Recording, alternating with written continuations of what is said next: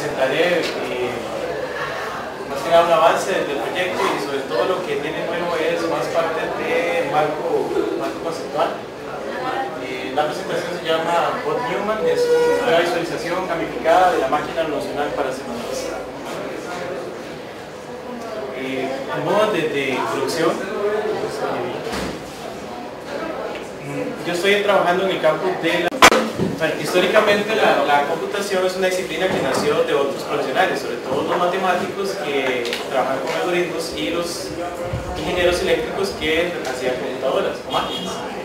Y eventualmente hicieron computadoras programables que son las usamos en computación. A nivel universitario, el primer programa que hubo donde se enseñara computación fue ese diploma en la Universidad de Cambridge, que realmente era un equivalente a una maestría nuestra de un año. Por supuesto, no había estudiantes de computación que pudieran llevar eso, sino eran gente de otras carreras que llevaban esa maestría.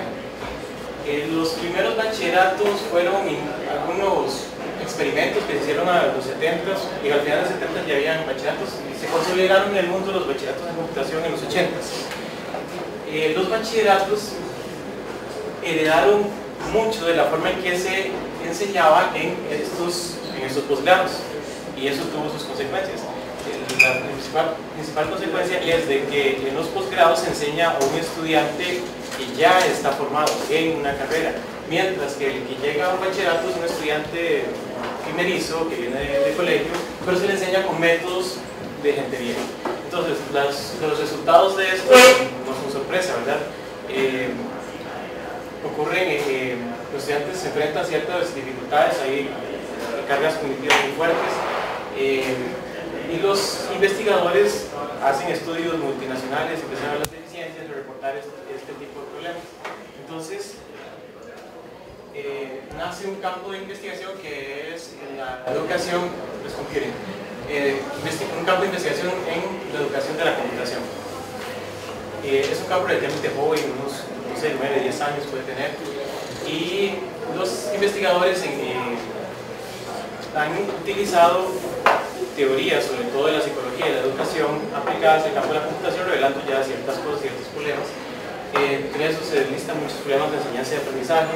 Por ejemplo, los profesores solemos hacer cosas como explicar un ejemplo trabajado, resolvemos un problema aquí frente a la clase, el estudiante se va a la casa y intenta resolver otro problema que el profesor le plantea. En el momento en que el estudiante está aquí escuchando, está trabajando un nivel de entendimiento, está comprendiendo lo que está haciendo el profesor. Cuando está en la casa, tiene que subir como 4 niveles en la escala de Bloom, en la taxonomía de Bloom. Ahí está creando. Entonces el brinco es muy fuerte. No es sorpresa que el estudiante diga, profe, yo sé que lo que usted hizo en la clase y no me salió. A mí me interesan más los problemas que indican estos investigadores a nivel de aprendizaje. Uno de los muy reiterados observaciones que hacen los investigadores es que el éxito de los estudiantes depende de que tengan unos buenos modelos mentales de la máquina nocional. Vamos a ver qué es eso. Cuando un estudiante o cualquier persona tiene que programar una computadora, tiene que hacer funcionar esta máquina de circuitos, ¿verdad? Esa es la máquina real. Nosotros no abrimos la máquina y ponemos electricidad en ella, en los circuitos, sino que nosotros la programamos a través de un lenguaje de programación. Entonces nosotros tenemos una percepción de la máquina que viene dada por este lenguaje. Cada lenguaje de programación provee una visión diferente de la máquina. Se dice, por ejemplo, que C es un lenguaje, así lo dice Carnegie y Ritchie, es una pequeña capa de abstracción sobre la arquitectura de von Neumann, sobre la máquina. Pero aún así es diferente de la máquina. Por ejemplo, en C nosotros vemos que la computadora puede ejecutar funciones y que la computadora tiene tipos de datos. Eso es falso. Si vamos al ensamblador de la máquina, eso no existe, ninguna de esas dos cosas. Entonces, nosotros tenemos una percepción diferente de la máquina debido al lenguaje de programación. Si vamos a Java, creemos que la máquina tiene objetos, trabaja objetos, crea objetos. Si vamos a Lisp, el paradigma es otro, y así va. Entonces, esa percepción o esa abstracción de la máquina real que produce el lenguaje de programación se llama máquina nocional. Es un concepto que lo acuñó en 1981 Cavallo, y no soy aquí tampoco. Bueno, o sea, no sé. Audoyo, algo así, bueno, es un nombre medio extraño. Este chaval fue el primero que empezó a hablar de esto. Entonces, una máquina nocional, esa sería la traducción más literal, es una máquina conceptual que sale de cómo yo veo la máquina real a través de un lenguaje de programación. Cabe decir que un lenguaje de programación produce al menos una máquina nocional. No es la percepción que tiene el estudiante de la máquina o el programador, es la percepción o la abstracción que provee el lenguaje. En Java se podría hacer varias, se podría hacer una, por ejemplo, a nivel de bytecode o una a nivel de código fuente, pero en general pensemos que hay una por lenguaje de programación para simplificar. Entonces, el estudiante cuando está aprendiendo a programar la máquina escribe programas en ese lenguaje de programación. El estudiante va a construir un modelo mental, esa sí es la representación de la máquina nocional. Entonces, el estudiante podría tener un modelo mental muy ajustado, muy correcto de cómo es la máquina. Lo que dicen los investigadores es que si eso ocurre, la correlaciona con que los estudiantes produzcan, creen buen software, puedan analizar programas, puedan criticar cuál es más eficiente entre varias versiones, pueden solucionar problemas y ese tipo de cosas. Sin embargo, cuando el modelo mental es bastante errado, bastante distinto al real de la máquina nocional, ocurre que el estudiante entonces empieza a plagiar. Es cuando producen programas incompletos, cuando no sé, los programas ni compilan o se corren y se caen. Y esto es lo que reportan acá los investigadores y sobre todo estos estudios resonados multinacionales, de que la problemática mayor no son los que fracasan miserablemente ni los que pasan exitosamente, sino el gran bloque que está en el centro, que son los que aprueban los cursos y normalmente no saben programar bien. Entonces, uno diría, fácil, entonces lo que hay que ayudar a los estudiantes a construir modelos mentales correctos de la máquina nocional. ¿Sí? ¿Cómo construye el estudiante esos modelos? Bueno, no se los inventa la nada, sino que primero los estudiantes los construyen con las explicaciones que ven videos, que leen libros o los dibujos que hacemos los profesores en la pizarra, los cuales funcionan.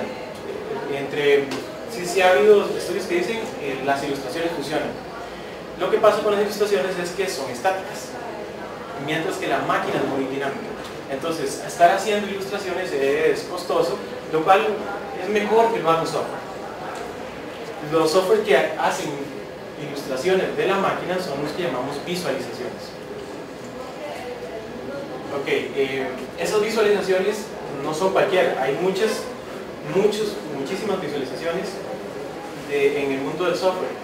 A nosotros nos interesan las que están ideadas para que el estudiante aprenda.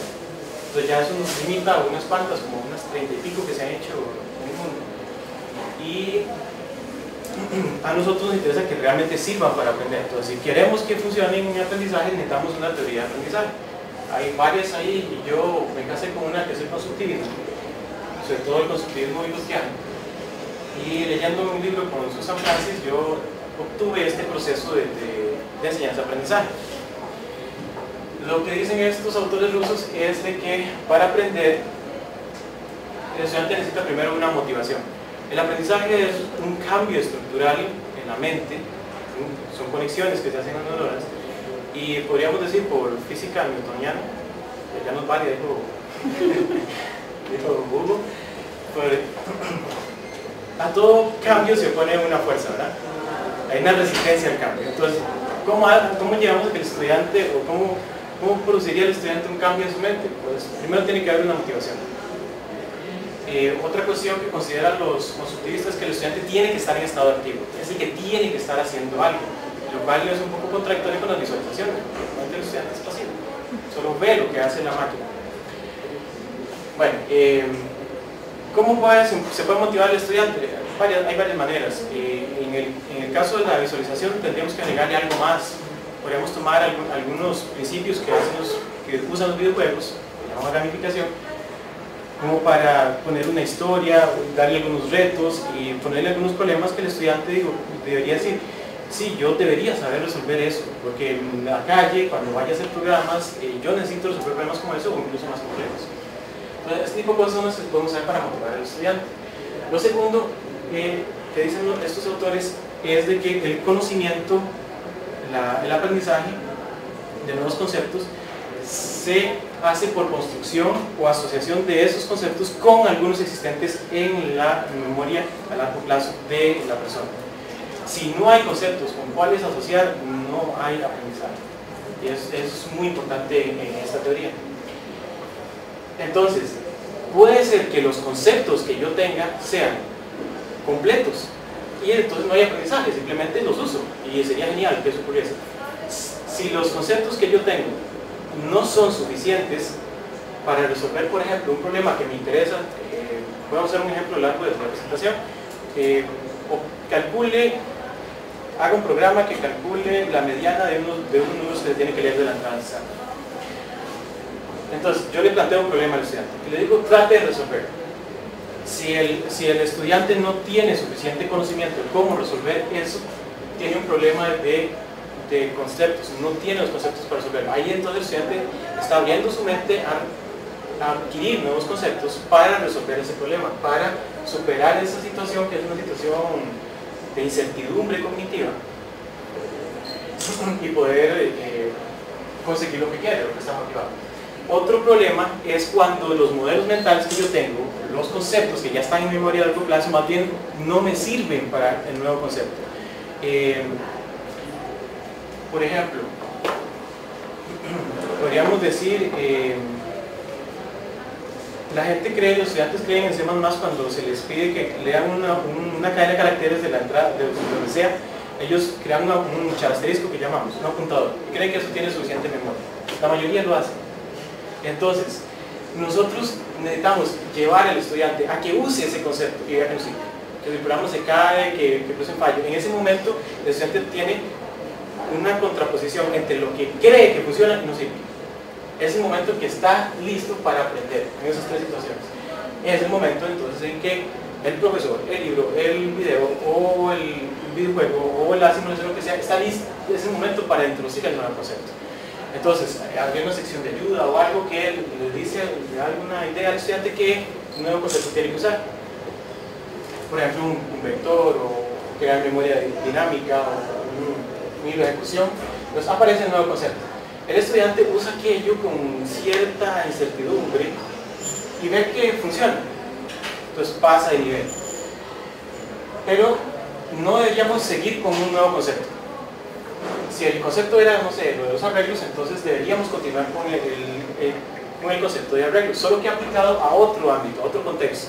Entonces, el primero fue simplemente leer valores de un arreglo, imprimirlos en el mismo orden, ahora puede ser ordenarlo, si es que ya sabe ordenarlo. Después podría ser imprimirlo en el orden inverso, o si no, después calcular el promedio. Son trabajos que cambian en algo que no es tan importante, pero el concepto de arreglo se sigue usando. Entonces, cuando el estudiante practica varios niveles con el mismo concepto, estará formando un hábito. El hábito lo que hace es pasar ese concepto a memoria a largo plazo. Y eso es lo que queremos en aprendizaje. Dos criterios para evaluar aprendizaje es que se pueda aplicar a nuevos contextos y que se mantenga la memoria a largo plazo. Si después, no sé, 3 meses después evaluamos a este estudiante y no recuerda esos conceptos, no hubo aprendizaje. Ese concepto se va a adquirir, se va a asociar con otros conceptos, lo que va a formar sistemas de conceptos. Introducimos un nuevo concepto. Ya aprendió arreglos, ahora podemos ver, no sé, listas enlazadas. Y en algunos ejercicios van a requerir las listas enlazadas, después otros van a adquirir el del arreglo. Hay que comparar contra arreglos, hay que usar ambos. Entonces, el de las listas enlazadas se va a unir con el otro y va formando sistemas de conceptos. Y para Vygotsky esto es conocimiento, sistemas de conceptos. Bueno, esta teoría es muy importante porque todo lo vamos a hacer basado en esto, todo el diseño de una solución a la. Hace un momentito dije que para la teoría constructivista es muy importante los conceptos previos, ¿verdad? En computación nosotros queremos que ellos aprendan nuevos conceptos. ¿Cómo son los conceptos en computación? Son metáforas.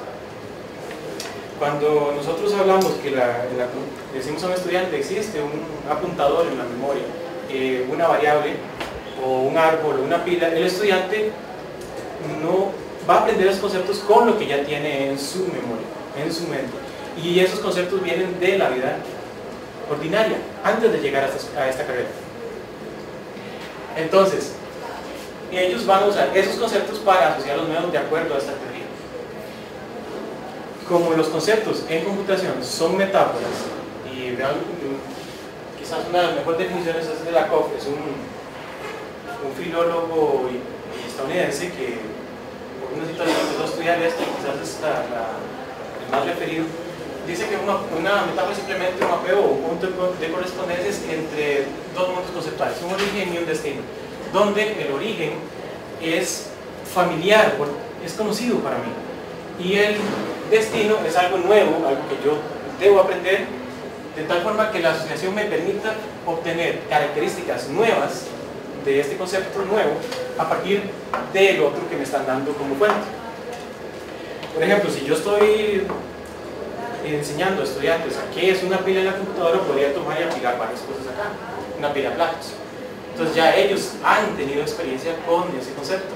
Entonces, en la pila de platos sí, se graba solo el que está en el tope, el último que llegó. Si así ocurre en la pila de platos, así ocurre en la computadora. Genial. Eso, lo que ya yo tengo en mi memoria, me sirve para lo nuevo. Entonces, las metáforas son una forma natural o un instrumento natural de aprendizaje de acuerdo a la teoría constructivista. Las metáforas tampoco son la panacea, tienen sus limitaciones de acuerdo a Lakoff. Una dice que el mapeo siempre es incompleto. La pila de platos no es exactamente igual que la pila en la computadora. Si fuera exactamente igual sería la pila en la computadora. El número de correspondencias es finito. Entonces el finito se puede listar. ¿Qué cosas se pueden usar de la pila de platos en la memoria de la computadora?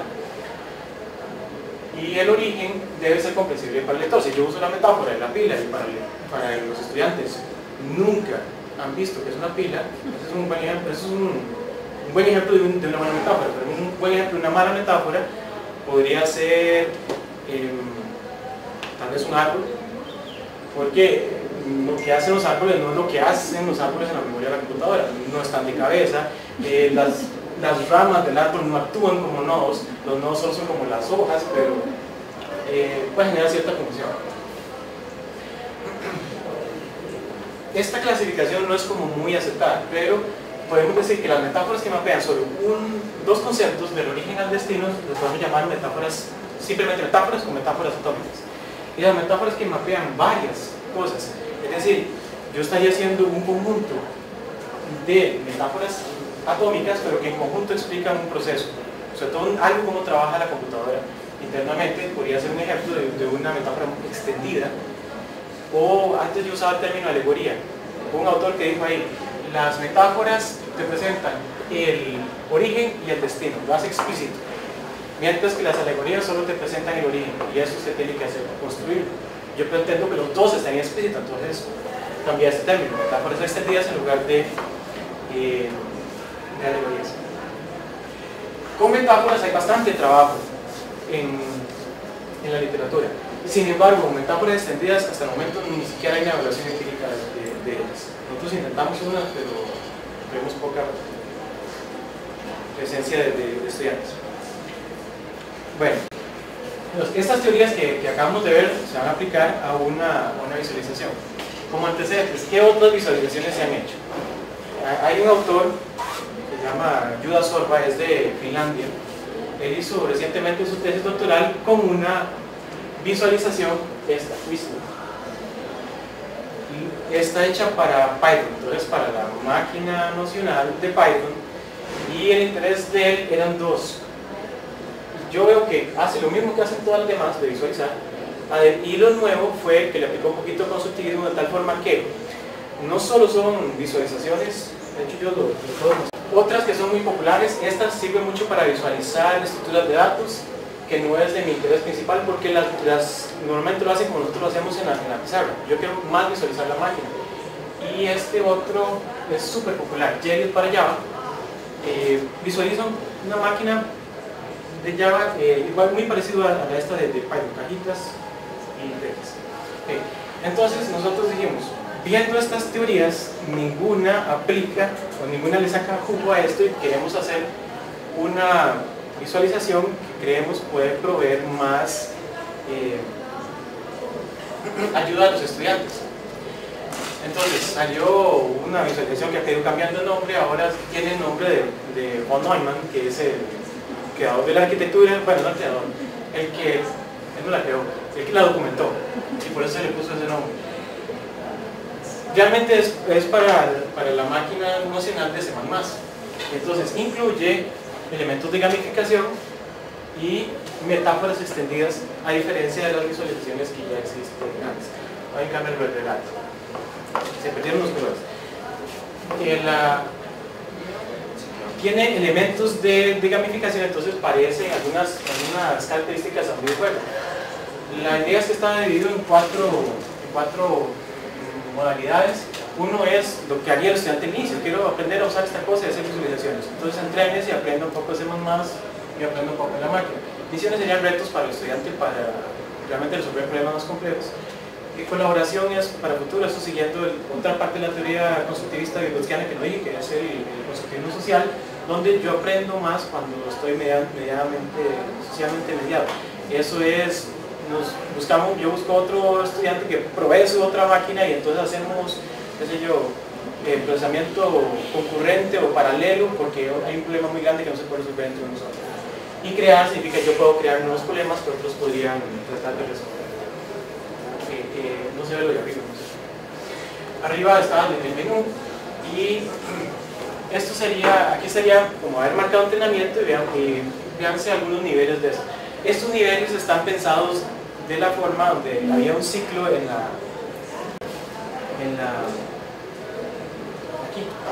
de esta forma. Lo que hacen es proveer un nuevo concepto. Tal vez pueda ser aquí simplemente entrada, salida y expresiones.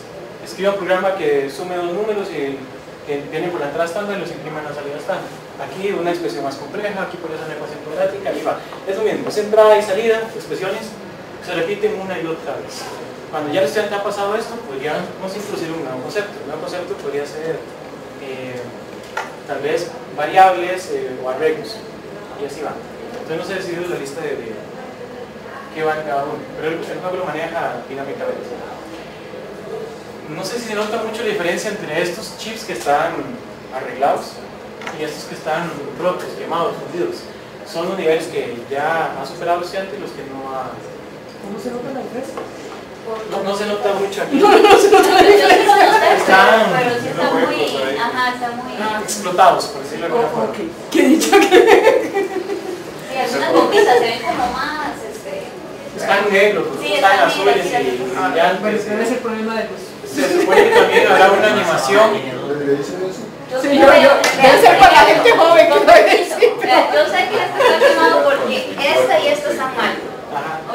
Sí, aquí se ve también los de arriba, los Sí. sectores. Ve, arriba, los dos No, primeros, pero y muchacho, están pasados, ahí tiene un están nivel más- conceptual que...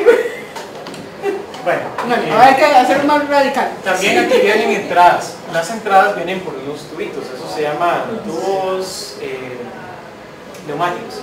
Estos tubos traen información, como lo hacen algunos de los supermercados o bancos. La información pasa por el chip que está bueno, pero este está mal, entonces aquí se pegan y hace que el chip scratch, el tubo scratch, no procesa información. Entonces, donde sea tienen a salir de va. Al marcar cualquiera de ellos, entonces aparecería lo que es una representación, una metáfora extendida de la arquitectura de Neumann. Esto es, con el cartón de usted. Estos tubitos de acá es donde llega la información. Este es un ejemplo de un problema que les podría plantear al estudiante, que es el que dije. Trate de calcular la mediana, si viene un conjunto de valores, el valor que está en el centro es por ordenarlos. Trate de calcular la mediana. Los valores van a venir por acá, por este tubito. Este es nuestro CIN en C++, es la entrada estándar. Entonces por aquí va a llegar información. El primer número que se lee, no se vean ahí, el primer número que se va a leer es un N, el tamaño de los datos. Entonces, un CIN al N. Esto significa que un robot de estos, que representa al hilo de ejecución, se es el que va a ejecutar. En este es movilizado, entonces estos robots de acá no estarían en esa imagen. Este se encargaría de todo el trabajo. Entonces, cuando se le dice, él va a ejecutar este programa línea a línea, él lo va a seguir a pie de letra. Lo primero es, entra en un ciclo, va a tener que estar trabajando infinitamente, ¿en qué? En leer un N. Entonces él va a esperar que aquí llegue algún dato. Ahora en la animación llega un número. El número puede ser un 5, por decir algo. Entonces, él ala con estos, no sé, con estos rayos, el valor y lo trae para acá. Esta mesa de trabajo es el segmento de pilas del hilo de ejecución. Cada hilo de ejecución en la arquitectura de Von Neumann tiene un segmento de pila. Y este no puede acceder al segmento de pila del otro, a menos que tenga un apuntador. Sin embargo, todos comparten las variables globales, ¿no es cierto? Las variables globales están en un segmento de datos. El segmento de datos es esta mesa compartida por todos los robots. Todos pueden acceder a lo que está acá. En el momento en que el robot saque los datos que vienen igual, vienen como en estas cápsulas o los tubos, y lo pondrá acá porque lo guarda en una variable local, y después va a pedir que cree un arreglo de nodos reales. Ese arreglo se va, ya que el estudiante pasó por varias etapas, no lo puede crear acá porque probablemente no le quepa aquí. Se le llena esta mesa que tiene muy poca capacidad, el segmento de pila, se traba el robot o no sé, echa humo o alguna cosa así, no funciona. Entonces debe crearlo en un espacio donde tenga más campo. Este espacio sería esto de acá, pero los robots no tienen acceso a eso. Eso es el segmento de memoria dinámica, que normalmente crece mucho.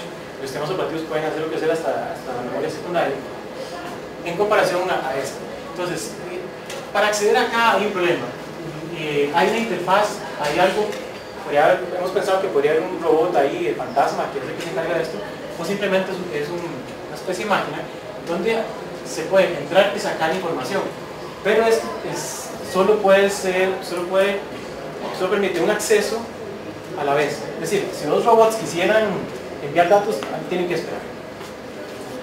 Bueno, entonces, el robot pide que se cree un arreglo de n, entonces 5 números reales, lo cual sería 5 por 8, en 40 bytes continuos, donde se reserva espacio. Inicialmente van a tener basura como esta, hay que llenar esta cosa de basura, y él no puede salir y este robot no sale de esta área, siempre está fijo acá. Él no puede ir y tomar datos directamente, sino que él necesita algo que le diga por dónde están sus datos. Ese es el concepto de apuntador.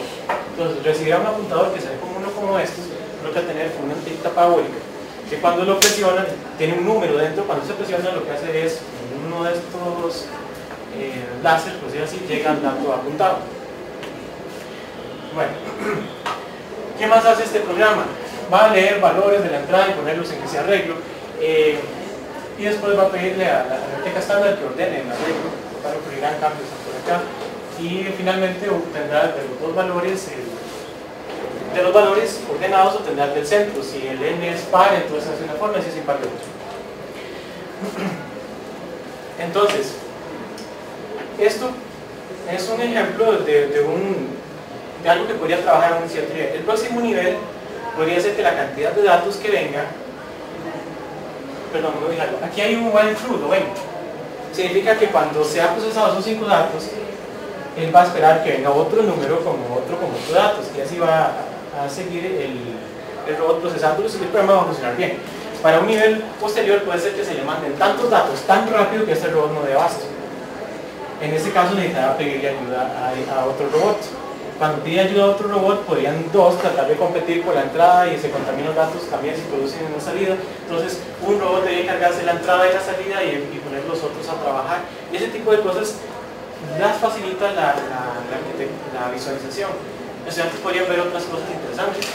Si ponen variables globales, los vectores los ponen variables globales y ellos tratan de ser simultáneamente, alguno va a corromper la memoria. Otro ejemplo es que el estudiante podría llegar a un nivel crítico y decir, ¿por qué dos robots no pueden acceder a la memoria dinámica directamente o simultáneamente? Y eso es el cuello de botella que se habla en la arquitectura de Von Neumann, es una de las principales críticas. Es así. Bueno,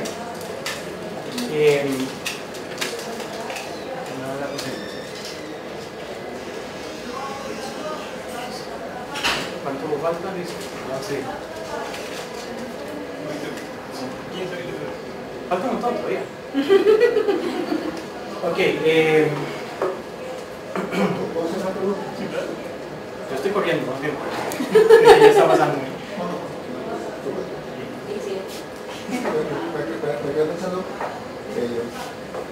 visualización, y lo asocio demasiado a dos dimensiones, y me parece que hay conceptos que se ven, que no veo la visualización de algunos conceptos en dos dimensiones, por ejemplo, recursividad. ¿Cómo manejar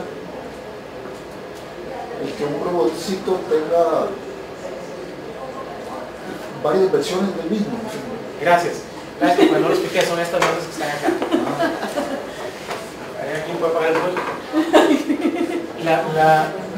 Él tiene una mesa de trabajo, pero las mesas se llenan de cosas y él a veces tiene que cambiar de contexto, es como el cocinero, ¿verdad?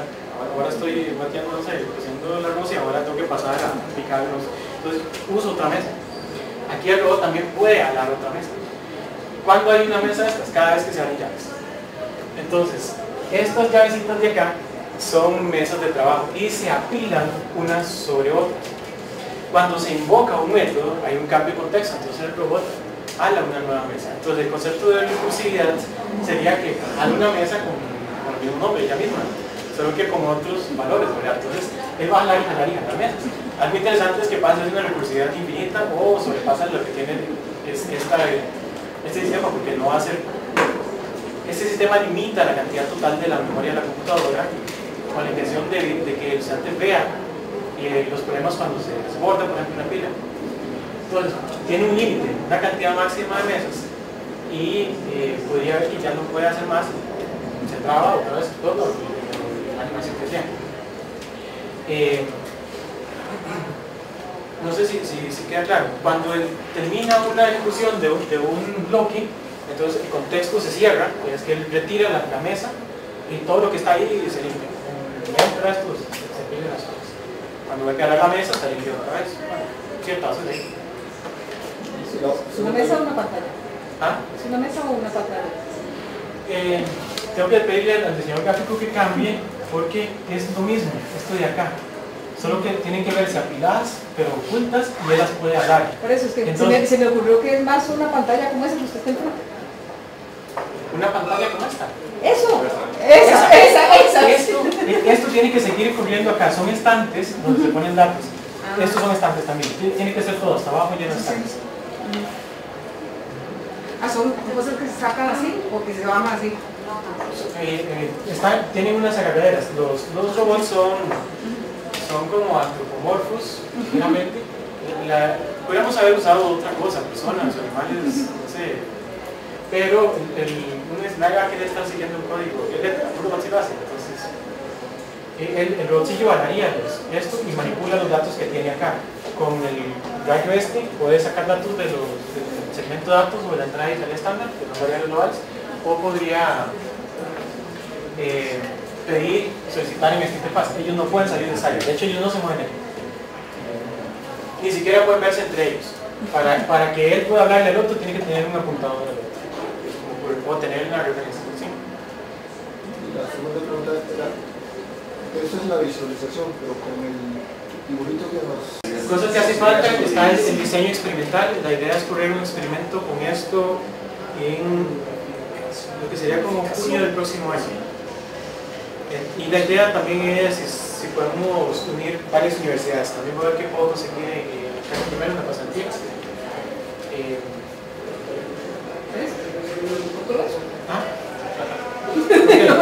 Si quieren más detalles, la idea es saber, es que puede variar mucho. Estamos pensando en hacer varios experimentos. Entonces, los experimentos que usualmente se hacen son cortoplacistas, donde se pierde alguna riqueza. La palabra dice que es ludificación. ¿Cómo? Ludificación. Ludificación. A veces mal traducido como gamificación, jueguización o Jueguificación. Ludificación. Sí, tiene en Wikipedia hay un doble. Gracias, pues ya lo puedo usar así. sin remolimiento.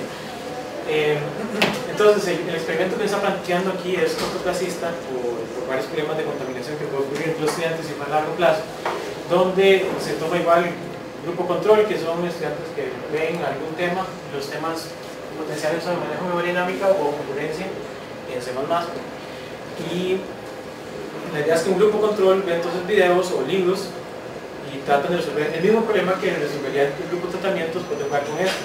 El juego que jugarían, la visualización con la que experimentarían, sería una versión reducida de lo que yo he presentado aquí, donde solo son ciertos ejemplos que el estudiante debe resolver para que tengan los conceptos mínimos y después ver si hay diferencia en el rendimiento, cómo se evalúa ese rendimiento, se les plantea un problema, resuelvan, se evalúan ciertos puntos, qué sé yo, si fuese concurrencia, heredó de una clase thread, instanción es entre 4 puntos thread, invocó el método que arranca el nuevo thread, ese tipo de cosas, pues lo hizo o no lo hizo, después se calcula el porcentaje y se compara. Y la idea es replicarlo en varias universidades, a ver si no solo es resolverlo de aquí, pues,